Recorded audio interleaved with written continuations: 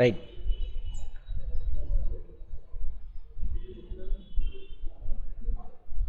குறைவான சமூக அடிப்படை கட்டமைப்பு இந்திய பணியாளர்களின் உற்பத்தி திறன் குறைவாக இருக்க காரணமாக இருக்கும். நோட் பண்ணிக்கங்க. முன்னாடி நம்ம நிறைய பேசியாச்சு. சரியா? வட இந்தியாவிலலாம் பார்த்தோம். நேற்று சொன்னாலே கேம்ஸை வச்சே சொன்னேன். உலகத்தில் அதிக இளைஞர்கள், ஆனால் ஒலிம்பிக்கில் அதல பாதாளத்தில் இருக்கும். நம்மளோட குட்டி நாடெல்லாம் ஃபஸ்ட்டில் டாப்பில் இருக்கான். இதுதான் காரணம். அப்படியே உருவாக்குனாலும் அதை உயர்குடி மக்களை அனுபவிச்சுட்டு போயிடுறான். வட இந்தியாலாம் பாவம். அந்த பிசி எம்பிசி எஸ்சி எஸ்டிலாம் எதுவுமே கிடைக்குமா? அதான் திட்டிகிட்டே இருப்பேன். பணத்தை எடுத்து தின்னு தொலைங்க, தப்பு கிடையாது. எங்கள் பணத்தை, தென்னிந்தியாவுகளோட பணத்தை அதை உருப்படியாக எல்லா மக்களும் கொண்டு போய் சேரு. எங்கள் மாதிரி சேர்க்க மாட்டான். அதனால தான் வேலை இல்லாமல் அங்கேருந்து ஓடியாராம்பான். வந்தாலும் அவனுக்கு ஒன்றுமே தெரியாது. 1-2 கூட்டம் தெரியும், கழிக்க தெரியும், அவ்வளோதான். பாருங்கள், மாடு மாதிரி வேலை செஞ்சுட்டே இருப்பான். ஐடி கம்பெனி இந்த மாதிரி வேலைக்கு வரவங்களாம் யாராக இருப்பான்? உயர்குடியாக இருப்பான் அங்கேருந்து. சரியா? அதான் இதுதான் காரணம். நானே சொல்ல புக்கிலே போட்டிருக்கு பாருங்கள். நம்ம பேசுகிறது தான் எப்பயுமே. கல்வி, இந்தியாவில் கல்வி அதை நாசம் பண்ணுறதுக்கு எல்லா வேலையும் இந்த பாருங்கள். குருகுல முறையில் பன்னெடுங்காலமாக கல்வி போதிக்கப்பட்டதான் கொண்டு வந்து விட்டானுங்க பாருங்கள் புத்தகம். குருகுலம்னா யாருக்கு மட்டும் கொடுப்பாங்க?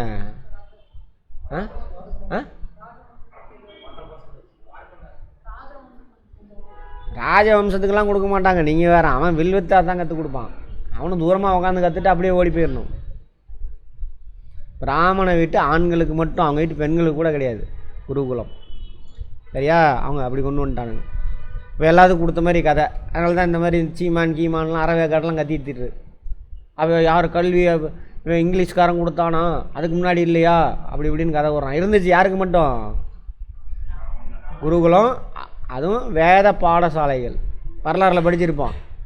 ராஜராஜ சோழன் வேத பாடசாலைக்கு நிதி கொடுத்தான், அதுக்கு நிதி கொடுத்தான். எல்லாமே வேத பாடசாலைக்கு தான், குருகுலத்துக்கு கொடுத்தான். அப்படி தான் இருக்கும். அதுக்கு முன்னாடி சமணர்கள் இருந்தாங்களே, சமண பௌத்தர்கள், அவங்க தான் உண்மையிலே பொதுமக்கள் கல்வி கொடுத்தான். அதெல்லாம் வந்து இவன் கெடுத்துட்டான். எல்லாத்தையும் காலி பண்ணிவிட்டு இவன் மட்டும் படிச்சுக்கிட்டான். படிப்புனா ஒன்றும் பெரிய அறிவெல்லாம் இல்லை. அந்த மந்திரத்தை மனப்பாடம் பண்ணிட்டு தெரியுங்க, அவ்வளோதான். அதுக்கு அர்த்தமும் புரியாது, ஒன்றும் புரியாது. சரியா? ஆமாம். தற்போது வளர்ந்து வரும் பொருளாதார தேவைகளுக்கு ஏற்ப இந்தியா கல்வி முறை வேகமாக வளர்ந்து வருது. அதை நாசம் பண்ணுறது தான் புதிய கல்விக் கொள்கை. திரும்ப பழையபடியே கொண்டு போகிறது. எல்லோரும் படிக்கக்கூடாது. 3வது படிக்கிற 5வது படிக்கிற பையனுக்கு என்ட்ரன்ஸ் டெஸ்ட்டாங்க. 3வது படிக்கிறவன் என்ட்ரன்ஸ் பாஸ் பண்ணால் தான் அடுத்து 4வது போக முடியும். 5வது என்ட்ரன்ஸ், அது பொது. இப்போ நடத்தலாம் நீட்டு மாதிரி. 5வது முடிஞ்சவொடனே என்ட்ரன்ஸ், அப்போ தான் நீ 6வது போக முடியும். என்ட்ரன்ஸ்னால் புரியுதா? இந்த 10th பப்ளிக் வைக்கிறாங்களா எக்ஸாம், அந்த மாதிரி. நம்மளும் பப்ளிக் எக்ஸாம்னால் நிறைய பேருக்கு ஹார்ட் அட்டாக் வந்துடும், காய்ச்சல் வந்துடும். அதோட நிறைய பேர் ட்ராப் அவுட் ஆகிறதே அதுக்கு தான் காரணம். ஃபெயில் ஆனவொன்னே அப்படியே ட்ராப் அவுட் ஆயிடுவான். அதுக்கு மேலே நீ எவனும் படிக்க வராதுங்கிறதுக்கு அதெல்லாம் பண்ணுறானுங்க. அதனால தான் தமிழ்நாடு எதிர்க்குது அதை. எங்களுக்கு உன் கல்வி முறை வேணாம். உடனே நான் பணம் தர மாட்டேன், 2500 ரூபாய் பிடிச்சி வச்சுட்டான். 2500 கோடியை நம்ம வரி பணத்தை வாங்கிட்டு நம்ம கொடுக்குறதுக்கு ஏமாத்துறானுங்க. அப்புறம் 8வது படிக்கும்பொழுது என்ன பண்ணுமாம்மா, ஏதாவது போயிட்டு ஒரு தொழில் செய்யணும். நீ காலையில் ஸ்கூலுக்கு வந்துட்டு சாயந்தரம் மதியமாக என்ன பண்ணும், ஏதாவது ஒரு உனக்கு பிடிச்ச தொழில் செஞ்சுட்டு அவங்க கையெழுத்து சர்டிஃபிகேட் கொடுப்பாங்க, அதை வாங்கிட்டு வந்து கொடுக்கணும். அப்படின்னா என்ன அர்த்தம்? குலக்கல்வி முறை ராஜாஜி கொண்டு வந்தார்ல, அதுதான். எல்லோரும் என்ன வேலைக்கு போவான்? அப்பா அம்மா வேலைக்கு போவான். குலத்தொழில் அப்படியே கண்டினியூ ஆகும். அதோட சதி. அதனால தான் தமிழ்நாடு கவர்மெண்ட் அதில் கையெழுத்து போட மாட்டேங்கிறான். 2500 கோடி நீ கொடுக்காட்டி பிச்சை காசு போடா, என் காசு நீ பொறுக்கி தின்ட்டுருக்க அப்படின்னு தூக்கி எறிஞ்சிட்டாங்க. 1 வருஷம் ஆகுது பணம் கொடுக்கல. நம்ம ஆளுங்களாக இருந்தால் என்ன ரெண்டு இருப்பாங்க இவங்க, அந்த குரூப்பாக இருந்தால் கையெழுத்து போட்டுங்க. அதுக்கு தான் அவனுங்களை வர ஒரு அவனுக்கு தான் வரணும்னு துடிச்சிட்டு இருக்கிறானுங்க அவனுங்க. மனிதவள மேம்பாட்டுத்துறை, மனிதவள மேம்பாட்டுத்துறை ஒன்றிய அரசாங்கத்திலையும் இருக்குது, மாநில அரசாங்கத்திலையும் இருக்குது. வகுத்து நடைமுறைப்படுத்தி வருகிறது. என்னது? MHRD, human resource development, ministry of human resource development, MHRD. இந்திய கல்வி முறை 1976 வரை மாநில அரசின் பொறுப்பில் இருந்துச்சு. அப்படின்னா எந்த லிஸ்ட்டில் இருந்துச்சு? லிஸ்ட்டு 2ல் இருந்துச்சு, ஸ்டேட் லிஸ்ட்டில் இருந்துச்சு. இந்தியன் கான்ஸ்டியூஷன் ஷெட்யூல் 7ல், இந்திய அரசியலமைப்பு சட்டம் அட்டவணை 7ல். எல்லாமே கேள்வி, நான் பேசுகிற ஒவ்வொரு வார்த்தையும் கேள்வி, பார்த்துக்கோங்க. அட்டவணை 2ல் இருந்ததை இந்த எமர்ஜென்சி பீரியட் இருக்குல்ல, அப்போ கொண்டுட்டு போய் அது கன்கரண்ட் லிஸ்ட்டில் போட்டுருச்சு. இந்த கண்மணி, எந்த கண்மணி? இந்திரா காந்தி கண்மணி. அங்கே போட்டதுனால தான் நமக்கு தொல்லை. இல்லைனா இன்னும் நம்ம வேகமாக போயிட்டு இருந்திருப்போம். இவனுக்கு வந்துட்டு இந்த கல்வி, புதிய கல்வின்றான், அப்புறம் நீட்டுன்றான். நம்ம பசங்களை படிக்க விட மாட்டேங்கிறானுங்க. நீட்லாம் கொடுமை அதெல்லாம். அதன் பிறகு மத்திய மாநில அரசுகளின் கூட்டு பொறுப்பில் வந்தது. கூட்டு பொறுப்பு, கன்கரண்ட் லிஸ்ட். மத்திய அரசின் மனிதவள மேம்பாடு கல்விக்கான வரவு செலவுகளை மேற்கொள்கிறது. அவன் மட்டும் தான் மேற்கொள்கிறான். டே கதை விட்றானுங்க பாருங்கள். அதுக்குன்னு தனியாக செஸ்லாம் வாங்கிக்கிட்டு எல்லாம்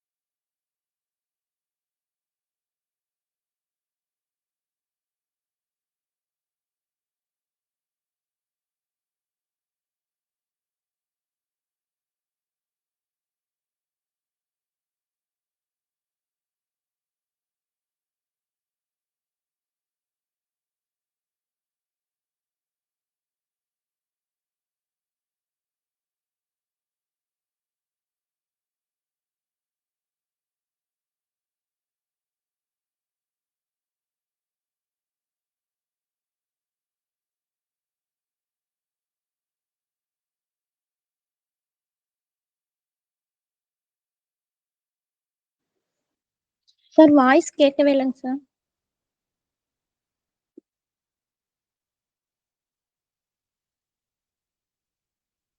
சார் ஒரு 10 நிமிஷமாவே வரலங்க சார். சார் நான் கட் பண்ணிட்டு திருப்பி வந்தேங்க சார். அப்பவுமே கேட்கல. ஓகேங்க சார்.